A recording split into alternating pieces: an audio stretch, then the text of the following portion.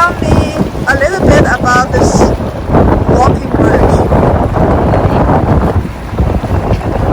Walking bridge was built several years ago, connecting Kentucky and Indiana.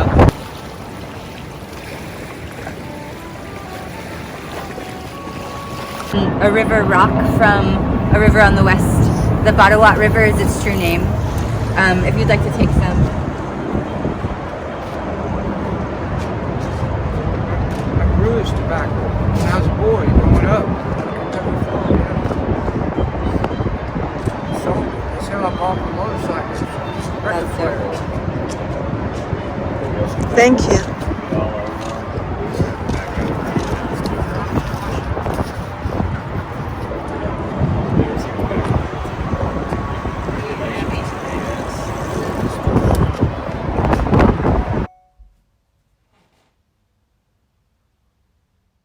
In the 90s, I read at lots of high schools, which looking back, it still amazes me that they invited me to read their Wacky You stuff. have no idea what you're getting into here. So why are you attracted to wacky outlaw stuff as young people, this generation? It reminds me of my dad, for me. Okay. Yeah. Cowboy. So what else? Yeah, what else? Well, for me, it was actually what drew me to writing Kentucky was I was really inspired by place poetry. So I just love the place that I'm from. I love Louisville. Oh, good. And good. I just was like, I love to write poetry. And so I got really interested in just reading all of the Kentucky poets. And Oh, good. Yeah. Good. So what year was your poem chosen by I Ron think it was Whitehead? 2017. 2017. That sounds right. Yeah. I was the judge for Literary Leo. It's like the main alternative weekly news publication. I was the judge for like 3 years, and I told him that 3 years is enough. Find somebody else, and I suggested my friend Hannah Drake. So I think she was judged for a couple years. I don't know if you're familiar with her work or not. She's a powerful black poet from Louisville here. That was how I found my voice as a writer. When I moved away from home, I moved to the Southwest and started having those memories, which I mentioned in the film, and writing them down. And I remembered all the good stuff that happened to me in Kentucky, and that's when I really started claiming my roots. Yeah. And I've written a half dozen of my now 30 books of Kentucky. They're Kentucky themed in some way or another. And so their experiences and stories, like I discovered, like, nobody has. How many people are from Kentucky, first of all? Lots of people you mention that you're from Kentucky and they're like, oh shit, Kentucky? And you have shoes on? Yeah, and they do have this immediate sort of like reaction and like stereotype about Hillbilly. you. Yeah. You So don't look do you- like a hillbilly. Yeah. So do you remember the poem you wrote at 16? I can't. Do you remember a few I'm in lines? love with your best friend. Kentucky, I think about breaking up with you all the time. Oh yeah, and that's what you sold me. That's like fantastic.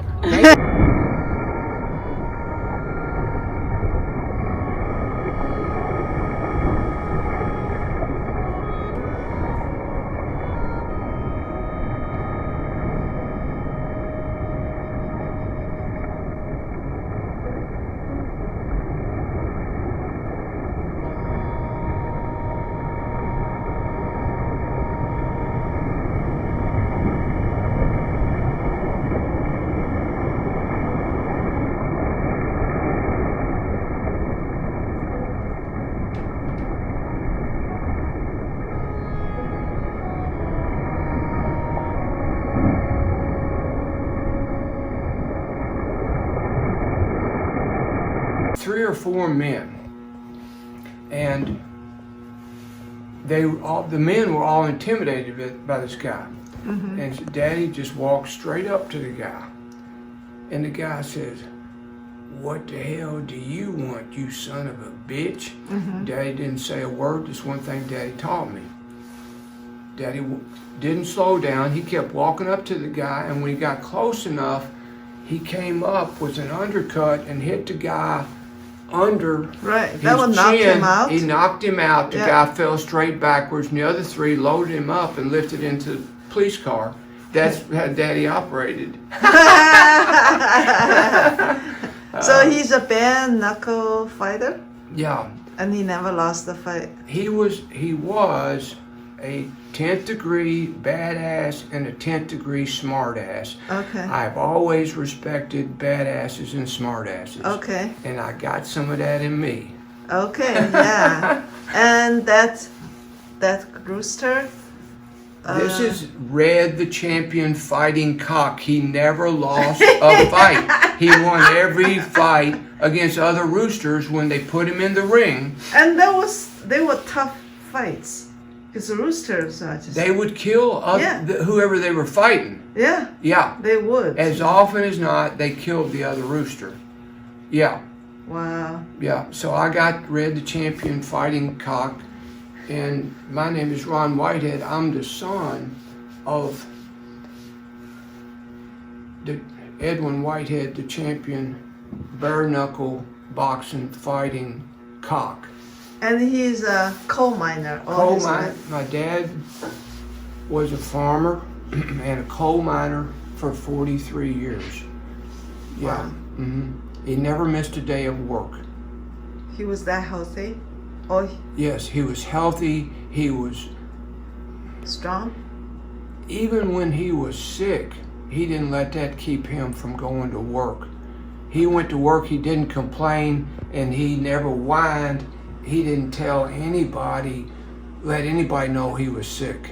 Right. Yeah, and he raised. Is that why you He- wrote that no bullshit, no more bullshit?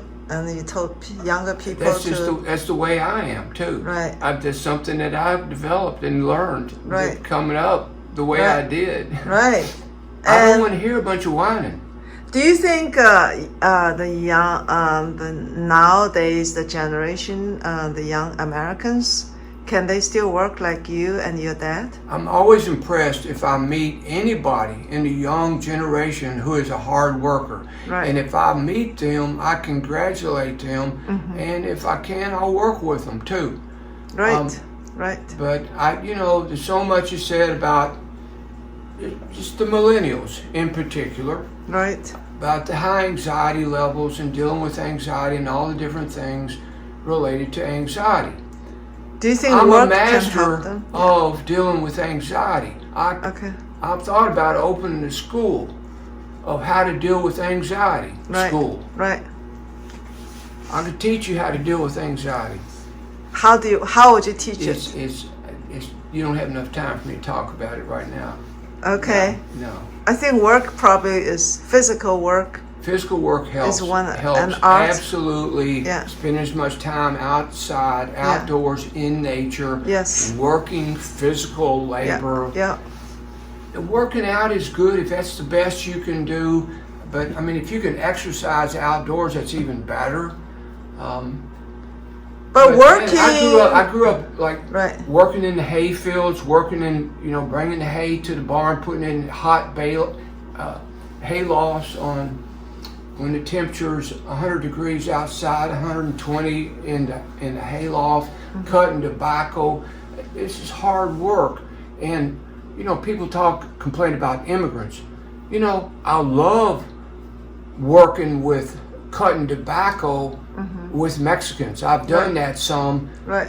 They're the first people that I experienced in a long time who work as hard as.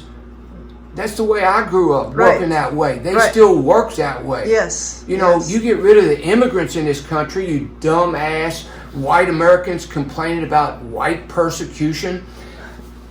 This country will collapse. Yeah. You want to get rid of all the immigrants like you talk about? Yeah. That's stupid. Yeah. I know.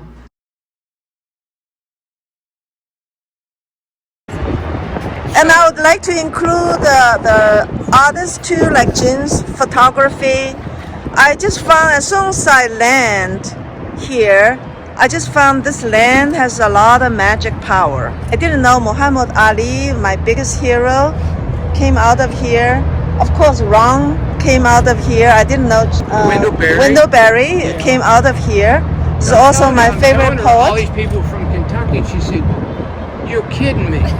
I know. Then she told me she couldn't believe. She watched the film last night and saw that she had my Never Give Up poem on her wall for years.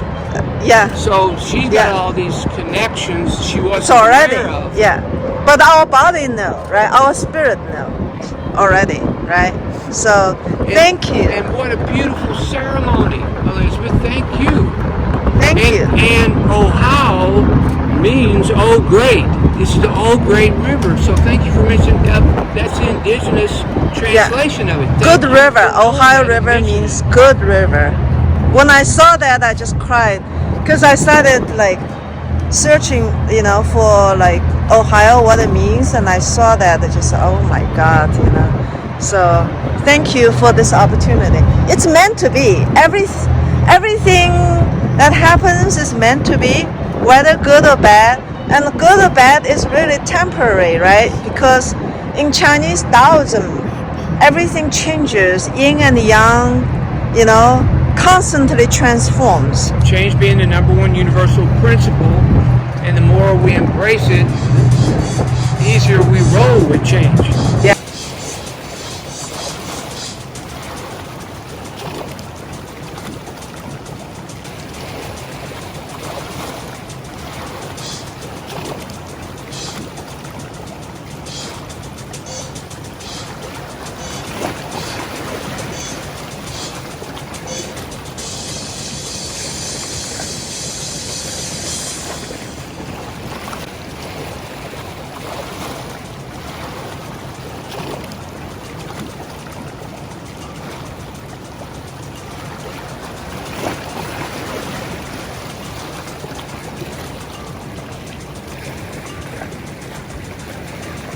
Energy is real.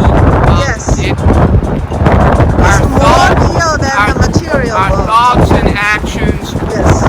change the way we interact in this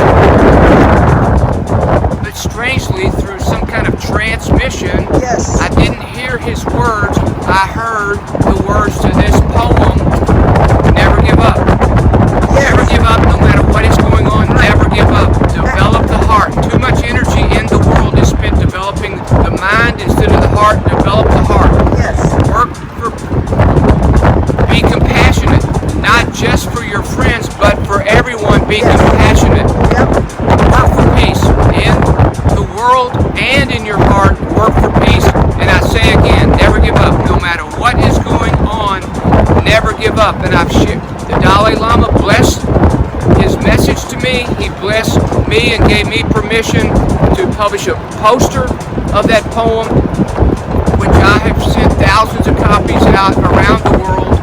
And it's an honor for me. It's been on National Geographic, in his books, banners at rock concerts everywhere. So it's an honor for me to be here and share it with you today. Thank you. Thank you. And that poem has been hanging on my wall before we met.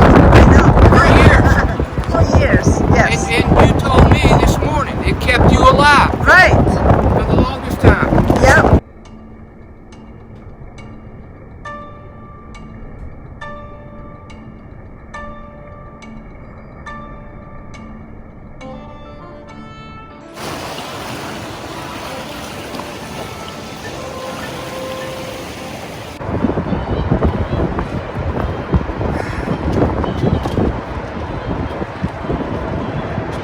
I invite our ancestors here on this bridge that connects two lands over the water that is ancient as the water in our bones.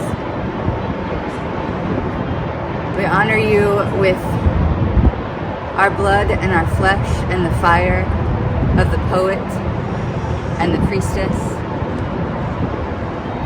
And we offer this that is grown here in the soil of Kentucky, remembering those who grew it and were forced, remembering those who grew it out of necessity, honoring all of those who knew this as medicine, and a way to contact those of prayer and those who have gone before and after us. I honor this ceremony for your work, Ping, for your words, Wang. And we honor you, O great river, the Ohio, symbol of freedom, beacon of hope, the teacher, the connector, the sustainer. May we do better to sustain you and to clean you and honor your health and wellness.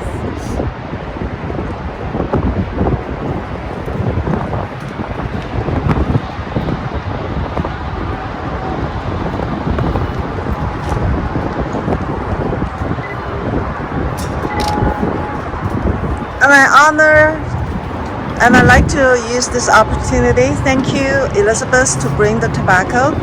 And I'd like to honor all the rivers, all the water. All the water is connected. And this earth used to be one big body of water. It's called Pensalasa. And the land is one land called Pangaea. And all the life is one life. And so I'd like to use the tobacco to honor that. And thank you for giving me this opportunity to bring the prayer flags here. And I will come back again to bring all the books, all the prayer flags here. And we'll make a lot of new prayer flags to continue to follow the river until we reach every body of water. And oceans, rivers, lakes, until peace arrives and beauty gathers on this earth, and we all live happily together as one family. Thank you. Thank you, Ping.